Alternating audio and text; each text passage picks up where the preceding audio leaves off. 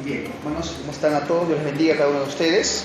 Por favor, yo les invito a que oremos juntos, ¿les parece? Para que Dios nos guíe en el tiempo de predicación. Bien, oramos, hermanos.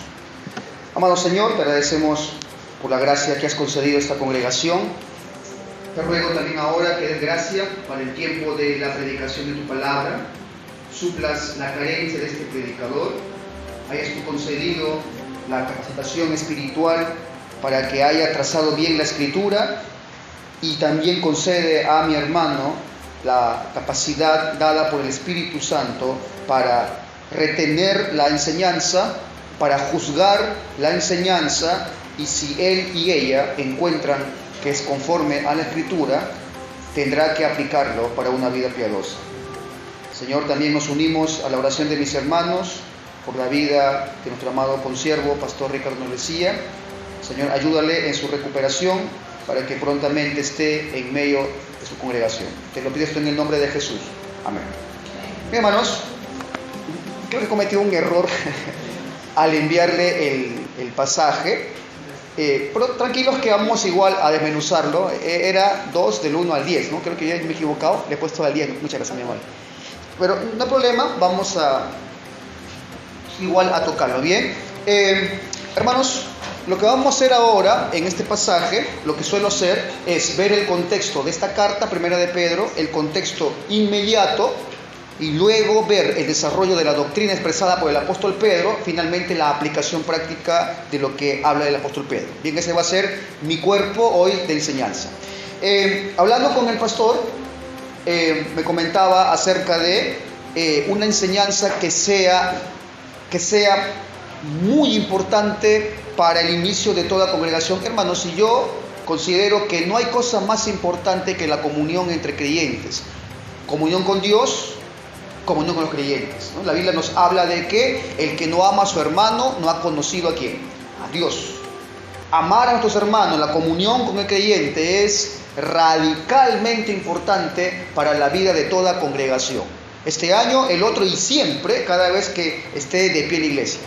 No hay mayor deleite en comprender esta doctrina y lo que de ella se desprende, mis hermanos. La comunión entre creyentes, el amor entre creyentes, el sentido de pertenencia. Recuerde que a la iglesia no se viene o se va, se pertenece.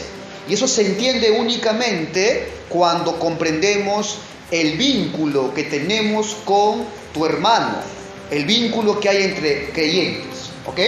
Por favor, yo le pido que se ubique en primera de Pedro.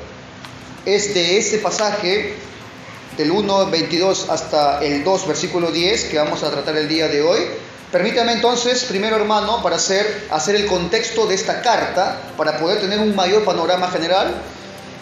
Acerca de esta carta, mis hermanos, el manual bíblico de Raiken nos dice acerca de esta carta de primera de Pedro, que es el currículum más condensado de la fe cristiana y de la conducta que ésta inspira en todo el Nuevo Testamento. William Hendrickson, acerca de esta carta, dice lo siguiente: es probable que en ningún documento del Nuevo Testamento sea de carácter tan teológico como primera de Pedro, si por teológico entendemos el sentido estricto de enseñanza acerca de Dios. Muchos tenemos una noción incorrecta del apóstol Pedro, ¿verdad? Pensamos que es meramente un pescador sin mucha instrucción teológica, sin mucha pericia teológica, pero es un error, hermanos. El apóstol Pedro es un teólogo. Mira Hechos 15, cómo demuestra toda su capacidad teológica en ese concilio de Jerusalén. Así que el apóstol Pedro, hermanos, en esta carta va a demostrar justamente la pericia teológica unida a su capacidad pastoral. Combina en esta carta la instrucción teológica con el consejo adecuado para la vida cristiana. ¿Usted quiere ver una carta que combine doctrina y aplicación pastoral? Lea la carta de primera de Pedro. Toda esta epístola, entonces, encontramos esta mezcla, teología, vida práctica. Así que es un documento didáctico de principio a final. Ahora, ¿por qué el apóstol Pedro escribe esta carta, mis hermanos? ¿Qué es lo que estaba pasando en medio de esta comunidad de cristianos?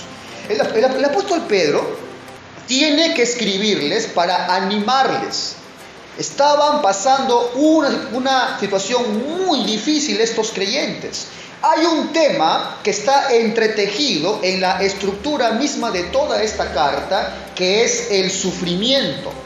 Es más, de principio a final, mira cómo termina casi esta carta en 1 de Pedro 5, versículo 10, lo leo, no lo busque. Dice Pedro ahí, acabando la carta, y es de lo que ha venido hablando en toda la carta: y el Dios de toda gracia, que os llamó a su eterna gloria en Cristo, después que hayáis sufrido un poco de tiempo, Él mismo os restaurará y os hará fuertes y firmes y constantes. Ahora, pastor, ¿qué estaba pasando con estos creyentes? Primeramente, eran verdaderos creyentes. Estaban sufriendo, sí, pero eran gente que amaba a Cristo. 1 de Pedro 1, versículo 8 al 9 nos comunica lo siguiente: a quien amáis sin haberle visto, en quien creyendo, aunque ahora no lo veáis, le dice Pedro a ellos, os alegráis con gozo inefable y glorioso, obteniendo el fin de vuestra fe, que es la salvación de vuestras almas. Amaban a Cristo, y justamente, mis hermanos, esa era la causa por la cual estaban teniendo muchos problemas. Tanto así que había un punto donde se preguntaban lo siguiente: ¿no será mejor, no será un poco más conveniente si le bajamos un poco de fidelidad a Cristo? El motivo del sufrimiento era su fidelidad a Cristo. Se estaban preguntando, ¿no será mejor si no demostramos tanta piedad o mejor de forma interna, para que no se entere el mundo que somos realmente cristianos? Porque la piedad de estos hombres y mujeres se notaba, mis hermanos. El mundo notaba la piedad, la verdadera vida cristiana de estos cristianos. Tanto así, repito, que se preguntaban, ¿no será mejor si le bajamos un poco de fidelidad? Estos hombres estaban sufriendo. Ahora, ¿qué tipo de padecimientos estaban sufriendo? ¿Qué tipo de persecución estaban viviendo estos cristianos? Calumnias, murmuración, los injuriaban, los insultaban. Esa era la persecución. Siempre digo, ahora, cuando digo esto, muchos dicen, ¿no? Pastor, eso nomás. Yo pensaba que los mataban, ¿no? Que los decapitaban. Pastor, ¿se afligían por eso? Pastor, yo pensé que era algo más grave. Hermano, no estamos hablando de la vecina chismosa que habla mal de los creyentes. No estamos hablando del tío con el cual antes participábamos de su desenfreno, tomábamos con ellos, y ahora que no lo hacemos, nos acusan de santurrón. O sea, no es ese tipo de persecución. Lo que estaba pasando con estos cristianos es que toda la sociedad, todo su entorno ejercía un desprecio sobre ellos. Todo su entorno, en todas las áreas, los censuraba. Donde iban, ellos no tenían un buen nombre, no eran bien vistos, no eran bien recibidos. ¿Por qué? Porque vivían realmente como cristianos. Literalmente a estos el mundo les hacía sentir que no pertenecían al mundo. Yo le digo a los jóvenes de la iglesia, a ustedes hay que decirles que vivan de una manera que se distingan del mundo. A ellos el mundo les hacía sentir que no pertenecen al mundo por la forma como vivían. Los censuraban, los insultaban, los apartaban. Pastor, pero tan débiles eran estos cristianos que se ponen mal porque hablaban mal de ellos. Aún en el mundo, hermano, esta condición es dura. O dime algo, ¿por qué crees tú que en el día de hoy se habla mucho del bullying? ¿Has visto tú la estadística de cuántos se suicidan en el mundo a causa de esto? No se trataba de un grupito en su colegio que hablaban mal de ellos. Se trataba de un desprecio ensañado y sistemático de toda la sociedad. Estos creyentes vivían arrinconados, vivían condenados al olvido, al desprecio, aislados socialmente, donde iban eran indeseables. ¿Quieren hablar de psicología, de que eran maltratados de forma psicológica? ¿Quieren hablar de trastornos del ánimo, de estrés postraumáticos? Hablemos de ellos. Ellos sufrían esto. Hay una palabra que describe esto, es el ostracismo. Era una palabra que los griegos usaban cuando desterraban a un condenado, ya sea por corrupto, por sospechoso o porque era alguien peligroso. Era desterrado, era el ostracismo. Eso es lo que vivían ellos, ostracismo. Ahora, viendo este contexto de la carta, ¿cuál es el contexto ahora inmediato de lo que vamos a ver el día de hoy? Si por favor me acompaña al versículo 17, primera de Pedro 1, 17, veamos el contexto inmediato para no errar en cómo vamos a aplicar este pasaje. Dice ahí Pedro: y si invocáis por Padre a aquel que sin acepción de personas juzga, es decir, Pedro le estaba diciendo que el Dios que queremos es un Dios imparcial, que no dará al culpable por inocente. Según la obra de cada uno, conducíos. Mira la premisa. Tengan en cuenta, dice Pedro, que están ante un Dios que es imparcial. Así que condúzcanse en temor todo el tiempo de vuestro peregrinaje, sabiendo que fuisteis rescatados de vuestra vana manera de vivir, la cual recibisteis de vuestros padres, no con cosas corruptibles como oro o plata, sino con la sangre de Cristo, como de un cordero sin mancha y sin contaminación. Es decir, que Pedro le da un argumento del por qué deberían vivir una vida piadosa, temerosa de Dios, y no una vida vana. La vida vana en la que vivimos tú y yo, amado hermano, promete felicidad, ¿sí o no? Promete placer, pero solo puede darla momentáneamente. Pero luego, ¿qué ocurre de eso? Luego viene el vacío, ¿verdad? Luego viene la desdicha final. Por el contrario, mis hermanos, una vida vivida en el temor de Dios siempre es una vida gozosa de principio a final, incluso cuando vengan dificultades a causa de la fe en Cristo. Los peligros de una vida vana no es meramente que promete ese tipo de felicidad temporal. No es que no pueda dártela, porque te la va a dar. Lo peligroso de la promesa de una vida vana es que oculta a los ojos de los hombres la hermosura de la cruz.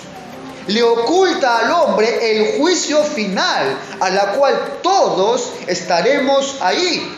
Todo ser humano padecerá un juicio delante del Señor. Ese es el peligro de una vida vana. Ahora, hermanos, si han notado algo, el apóstol Pedro no les está escribiendo a incrédulos. Pedro no está diciendo todo esto a gente no creyente para tratar de alguna manera de convencerles que dejen una vida vana y que lleven ahora una vida temerosa. No, Pedro le está escribiendo a creyentes. Pedro no le está recordando a incrédulos el carácter justo y santo de Dios para ver si ellos de alguna manera temen ante eso y se arrepienten. No, Pedro le está escribiendo, eso es importante, a cristianos. Pastor, ¿y por qué Pedro debe recordarle a la iglesia, a los creyentes, del carácter justo e imparcial de Dios? ¿Por qué debe advertirle acerca de la vida vana? ¿Qué es lo que está buscando el autor de esta carta, el apóstol Pedro? Lo que está buscando al recordarle el carácter santo de Dios, el carácter justo de Dios, es que esa vida vana fue cambiada a una vida temerosa por un alto precio. y les trae a colación para que su fe y esperanza no decaiga, para que siga esforzada y con mucha paciencia, caminando con firmeza hasta la segunda venida de Cristo o hasta el día de su muerte. ¿Qué debe hacer todo creyente? Dice Pedro, que le invoca como Padre a Él. ¿Qué debe hacer? ¿Cómo debe vivir todo creyente que le invoca a Él como Padre, a ese Dios que es justo? ¿Qué hemos de hacer? El texto responde, vivan, dice, con temor reverente. ¿Por cuánto tiempo? Responde la Biblia, todo el tiempo, dice, de su peregrinaje. O sea, amado hermano, no hay ni un solo minuto para el cristiano para que afloje su marcha de santificación. Usted no tiene vacaciones, receso en cuanto a la santidad en tu vida cristiana. No hay un tiempo que voy a dejar de ser santo y después retomo la piedad. No. ¿Y por qué, dice Pedro, debemos vivir así? Versículo 18, sabiendo que fuiste rescatado de vuestra vana manera de vivir. 19 dice, con la sangre preciosa de Cristo. Amados hermanos, las advertencias que encontramos en las Escrituras no se hicieron para hacernos reír, ¿verdad? Lo que advierte la Biblia no se hizo para que tú digas, no hay problema, pastor, yo vivo bajo la gracia, eso ya conmigo nada que ver, será con otro, pero yo vivo bajo su gracia. Recuerda que Pedro advierte que estás delante de un Dios que es imparcial. Y esto que voy a decir muchos no tienen en cuenta, el pecado del cristiano, tu pecado creyente, tiene terribles consecuencias. Pedro no le está hablando a incrédulos, Pedro le habla a creyentes. El pecado del creyente, a pesar de que no lo condena, pero sí tiene terribles consecuencias. Lo que advierten las Escrituras, mis hermanos, están ahí como un medio persuasivo, precisamente para que tengamos temor y no para vivir la vida cristiana de forma ligera. Ese es el propósito inmediato de Pedro, que ellos comprendan que deben conducirse en la vida con el temor de Dios. ¿Por qué, pastor? Por un alto costo que tuvo esa vida que ahora vives tú. Hubo un alto costo para tu redención. Y recuerda que estás ante un Dios, un juez que es imparcial. Ese es el propósito ahora de Pedro. Y ahora Pedro, luego que ha exhortado a dejar la vida vana, a no descuidarse, a que caminen firmes en una vida temerosa, ahora Pedro, con toda esa base, Pedro va a instar a algo a sus lectores. Pedro les va a pedir ahora que demuestren esa vida en temor a Dios, esa vida en santidad, amando a su prójimo. Eso es lo que Pedro hace en este texto de estudio del día de hoy. Pedro dice, quiero que vivan según la verdad de la Escritura. Quiero que vivan una vida en temor. Ok, Pedro, ¿eso cómo se hace ahora? Vivan amando a sus hermanos. Primera de Pedro 1, ahora sí, versículo 22. Ahí dice Pedro, habiendo purificado vuestras almas por la obediencia a la verdad mediante el Espíritu. ¿Para qué, hermano? Dice, para, fuerte todos, el amor fraternal, y agrega ¿cómo? No fingido. No fingido. Amaos unos a otros, ¿cómo dice? Entrañablemente de corazón puro. Hermanos, es lamentable, es muy triste ver a alguien que está capacitado para hacer una actividad, pero que sea un inmaduro y lo esté ejerciendo sin la motivación correcta. o siendo un tropiezo o de forma inútil. Es increíble, hermano, cómo una persona capacitada con un don puede hacer más un instrumento de confusión y división por su irresponsabilidad o por su inmadurez. Esto sucede, hermano, muy a menudo en medio de la iglesia con respecto al don del amor.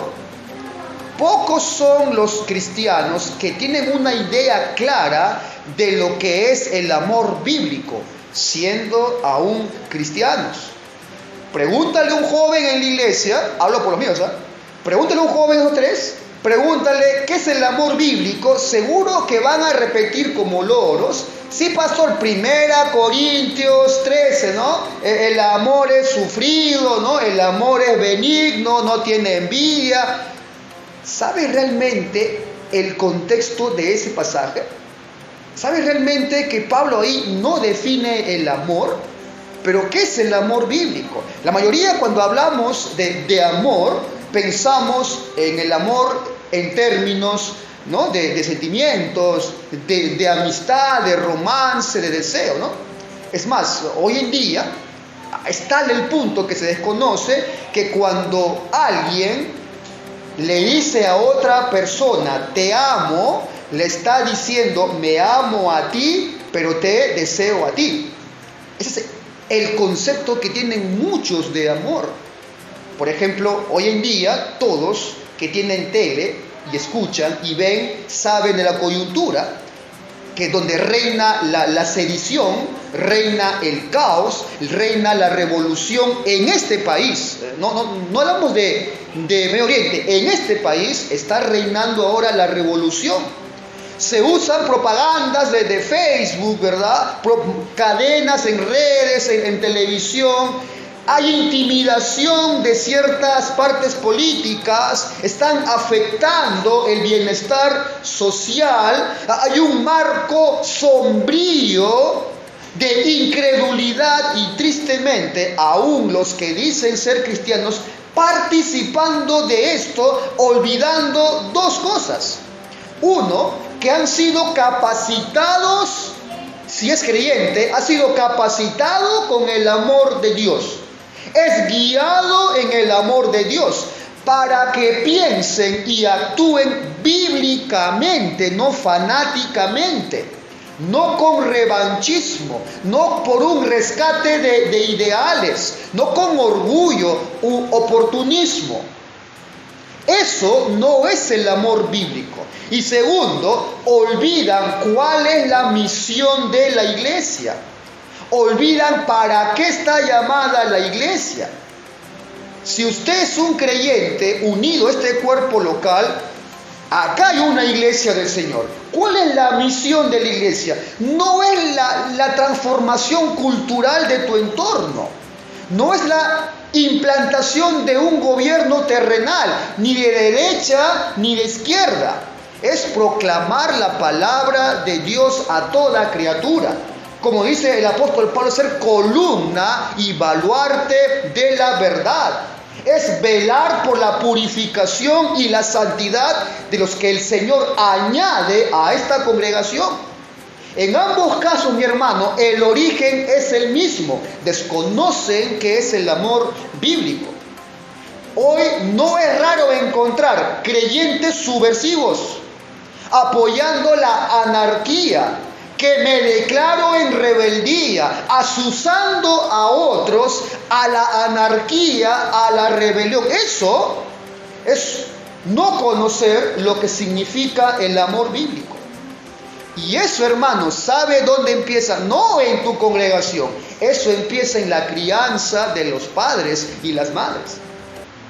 Cuidado, amadas esposas, con andar manipulando a su esposo.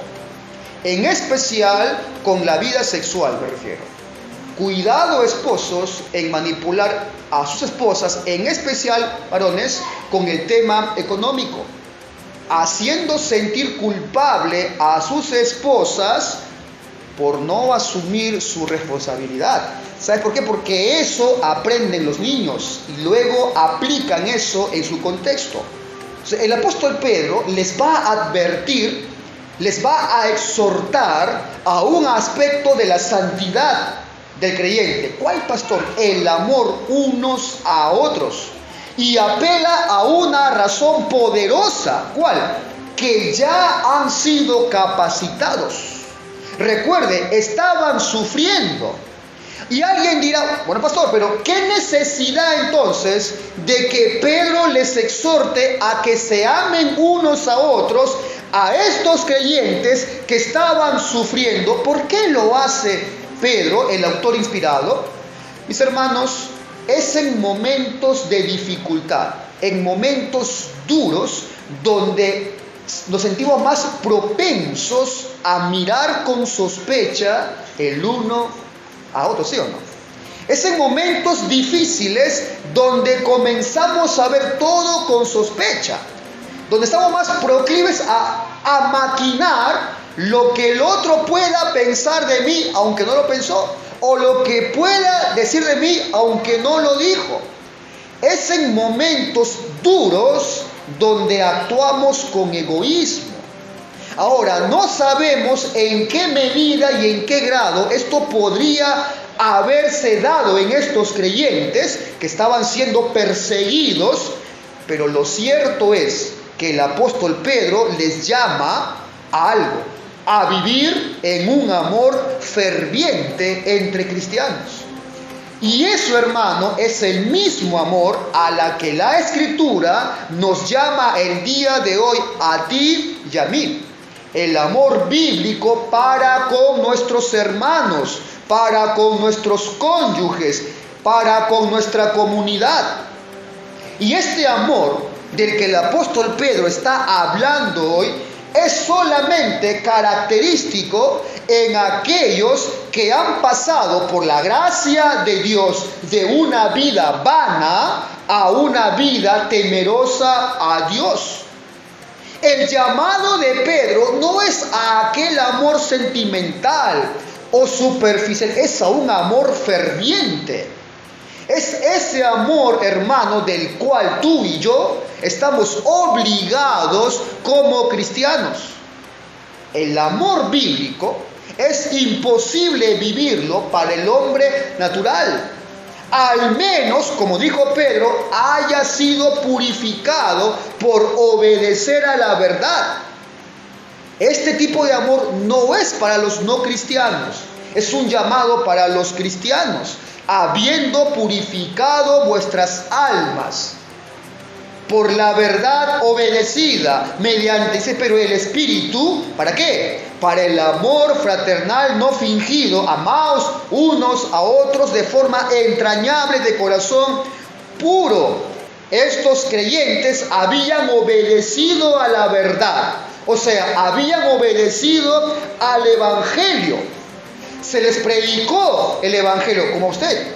Se les llamó a que se arrepientan como a usted. Y por su poder y por su gracia concedida, usted creyó a la verdad. Usted fue purificado en la verdad. Por lo tanto, mis hermanos, ustedes se pueden amar con este tipo de amor.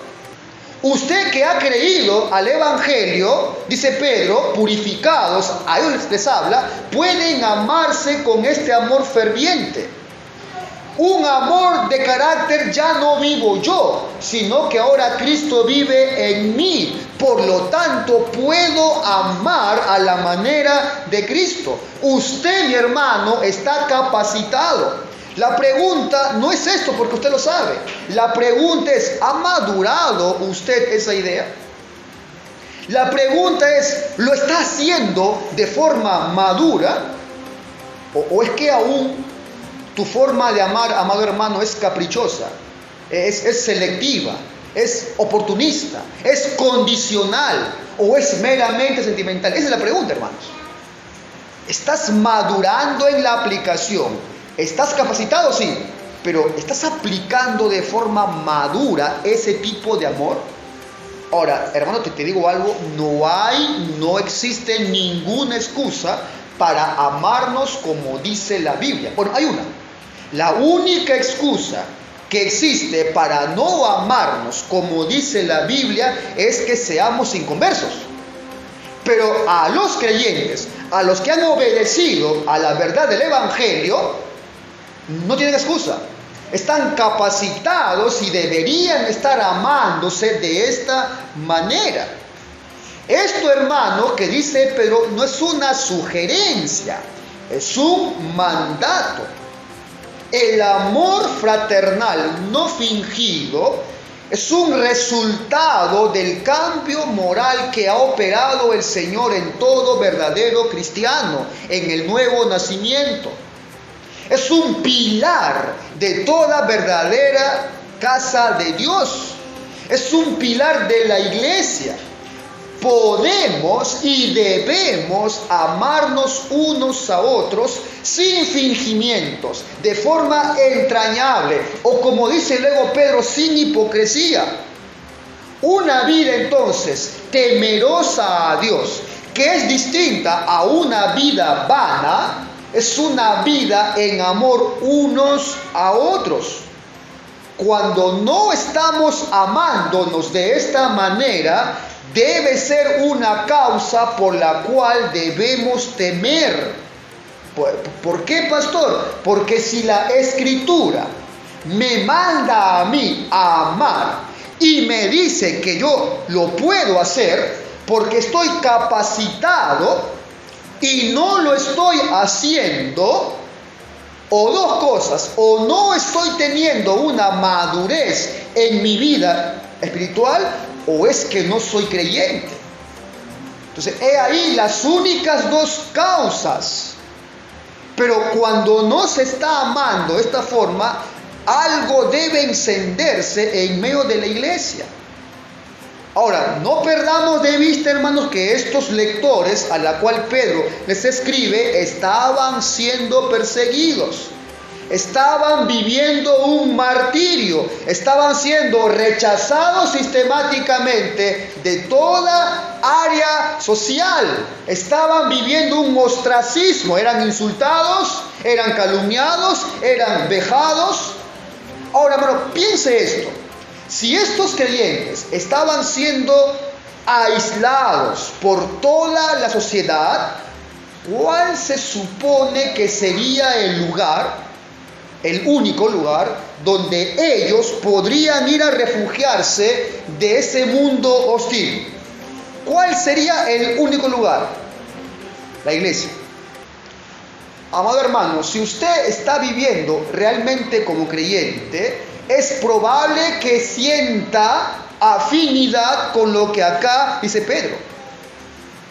Si vives igual que el mundo, no hay persecución, pero si vives como estos creyentes, sientes esto. Y cuando llegas a esta congregación, a tu iglesia local, es el único lugar donde el creyente puede refugiarse del mundo hostil. De ahí, hermano, el deleite de estar con tus hermanos, el gozo de estar reunido con alguien que batalla lo mismo que yo. Para ellos era el lugar, la congregación era el lugar donde reposaban. ¿Dónde encuentra refugio el creyente en la iglesia? Pregunto, ¿encuentra eso usted en su hermano? ¿O su hermano encuentra eso en usted? ¿O es que más bien viene aquí y se llena de chisme, murmuración a sus espaldas, su hermano lo rechaza?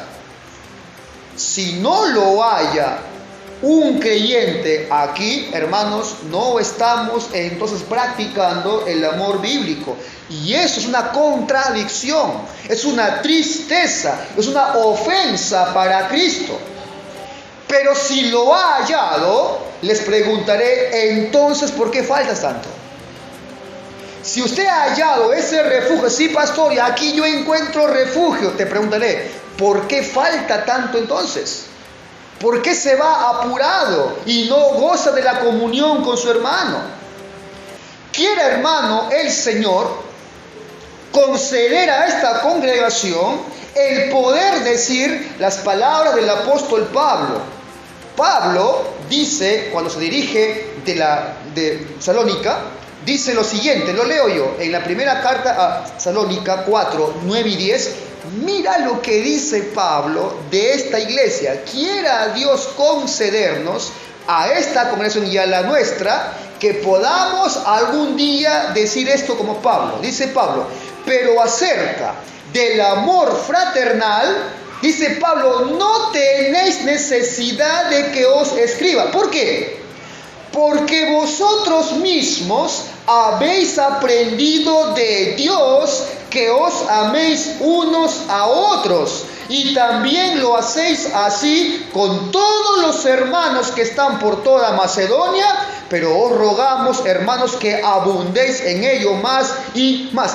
Pablo no tenía nada que enseñarles acerca del amor entre hermanos, porque lo habían aprendido de Dios, lo evidenciaban y lo practicaban.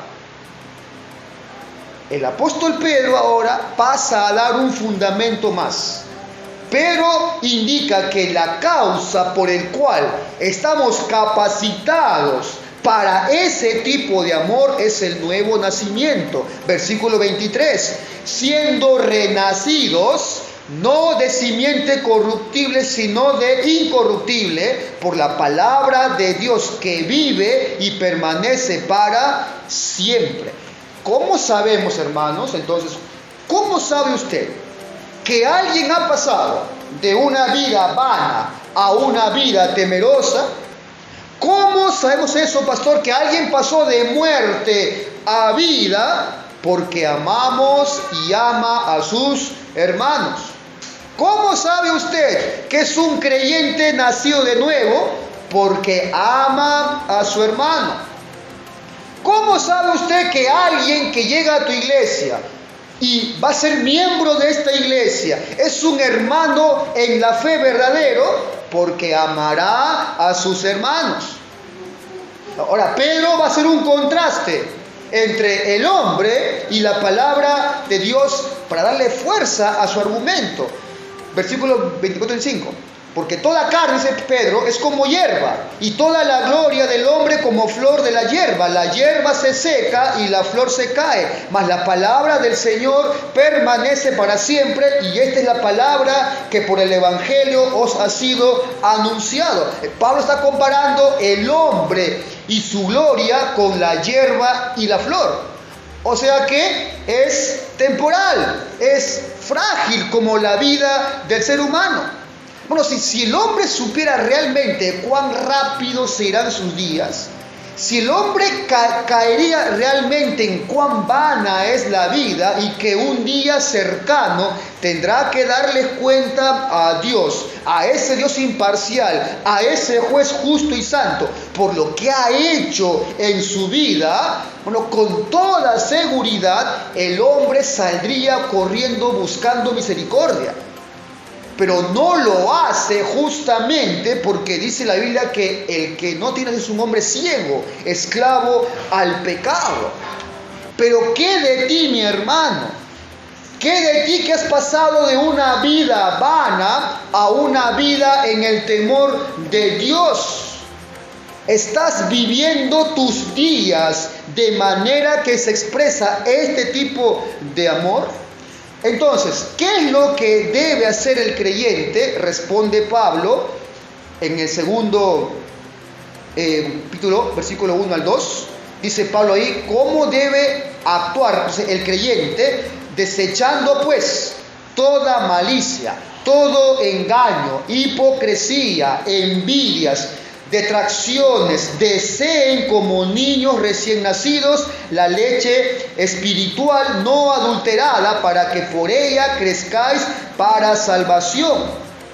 Alguien que le da una lectura rápida a esto no puede suponer que Pedro le está mandando que desechen todo esto. Pero en el griego, hermano, aquí no habla de un imperativo, o sea, no es una orden, sino que Pablo está dando por contado que han desechado todo esto. Pedro, lo que está haciendo es advertir, cuidado con volver a practicar estas cosas. Cuidado con volver a consentir estas cosas. Ellos no deberían incluir en su vida de cristianos estas maldades. Esto no puede estar en el estilo de vida de un cristiano. Engaño, la hipocresía, la envidia son cosas que el creyente debe aborrecer y debe alejarse de ellas. La iglesia debe estar velando para que estas maldades no sean parte de la vida de la iglesia, no sean parte de la vida del creyente. Y cuando se encuentre envidia, hipocresía en el corazón de alguien, rápidamente disciplinar o exhortarle. Y aquí Pedro enumera, dice, toda malicia. Pastor, ¿qué significa eso? Es toda mala voluntad, es la idea original. Es toda mala voluntad, obviamente, que se origina en el corazón corrupto del hombre. Si permitimos, hermanos, que este mal se exprese en nuestras relaciones con los demás, el amor por el prójimo, hermano, desaparece. O sea, cuando dice, pero toda malicia, es todo aquel deseo que cause dolor, que causa daño o agravio al prójimo. Todo engaño, luego dice, todo engaño obviamente hace alusión a toda actitud que practique el engaño, la falsedad, la astucia, la seducción, la traición, la difamación. Eso es todo engaño. Alguien dijo que el engaño toma la apariencia de la verdad para atrapar a los incautos. Por consiguiente, hermano, el engaño y la hipocresía son mellizos, van siempre de la mano. Por el engaño alguien puede ser extraviado, por la hipocresía alguien puede ser engañada. Hipocresía es alguien que finge ser lo que no es, alguien con doble corazón, alguien con una lengua mentirosa, alguien que cubre su pecado, alguien que justifica continuamente su pecado y la cubre en un manto falso de justicia y de bondad. Habla de envidias, esa actitud perniciosa de querer, de desear poseer lo que le pertenece a otro. Y de paso, hermano, la envidia, según la Biblia, frecuentemente lleva al rencor. Estas cosas, dice Pedro, no pueden tener un lugar en medio de la comunidad de amor que es el cuerpo de Cristo, que es la iglesia. Son pecados horribles por la cual debe usted velar individualmente y también corporativamente. Si usted está o sabe de algún hermano que está siendo partícipe de estas cosas, llámele la atención con mucho amor, pero con firmeza. Exhórtele con amor, pero también con firmeza, que no lo haga. Y si persiste, la iglesia tiene la forma de aplicar disciplina en cuanto a alguien que persiste en su maldad, persiste en su pecado. Termina Pedro diciendo, deseen como niños recién nacidos la leche espiritual no adulterada, para que por ella crezcáis para salvación. Pedro está indicando cómo nosotros podemos llegar a esa comprensión de todo esto que Pedro ha hablado. ¿Cómo puedo comprender, pastor, esa forma de amar? ¿Cómo alcanzo esa madurez espiritual para amar así a mi hermano? Obedeciendo. Obedezca lo elemental de la fe cristiana. Obedezca, para eso, hermano, estudie, lea, documéntese y obedezca lo elemental de la fe cristiana. Si usted conoce lo elemental de la fe, de la palabra de Dios, lo básico de las doctrinas, pero solamente lo conoce como un oidor y no lo aplica, usted se está, hermano, engañando. Usted puede tener una doctrina robusta, pero sigue siendo un niño si no lo está aplicando. Un niño no es solamente el que no conoce, es también el que conoce, pero es un inmaduro para aplicarlo. Pastor, yo me sé todas las doctrinas, ¿eh? Si yo me leo la Biblia 5 veces, tengo mi discipulado 1, 2, 3 hasta el 50 y llevo todos los cursos. No, esa no es la pregunta, hermano.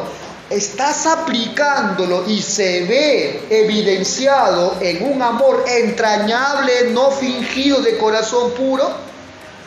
La Escritura entonces debe traer convicción a cada creyente de que es un llamado radicalmente importante el amarse de esta manera. Y cierra Pedro en el 3, si es que habéis gustado la benignidad del Señor.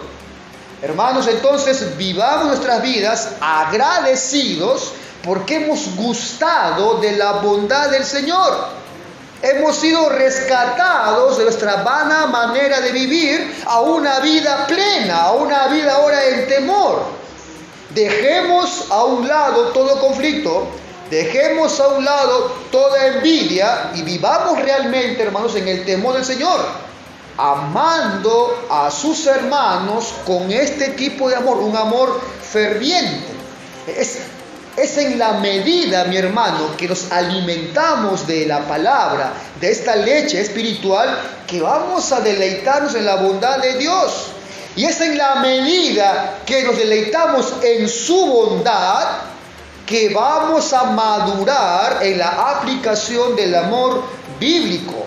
Cierro con esta pregunta entonces. A lo que el apóstol Pedro ha dicho es: usted está capacitado.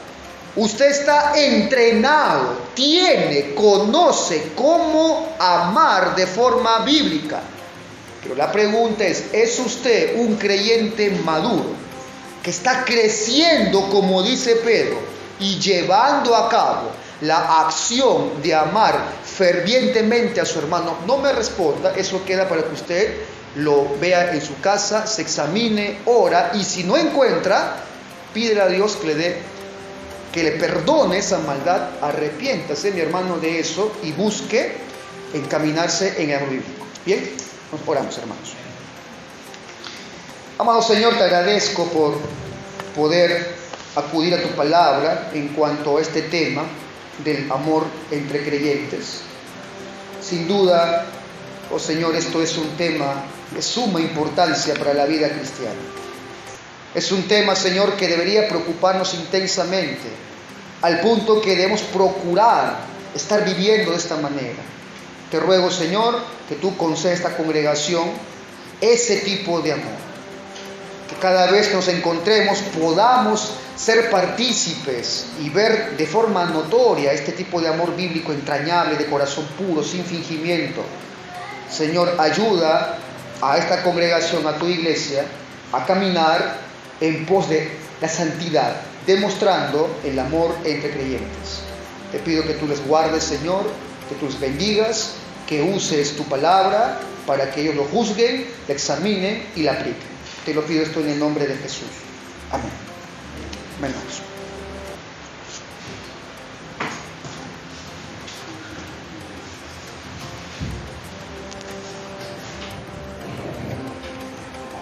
Amén, hermanos.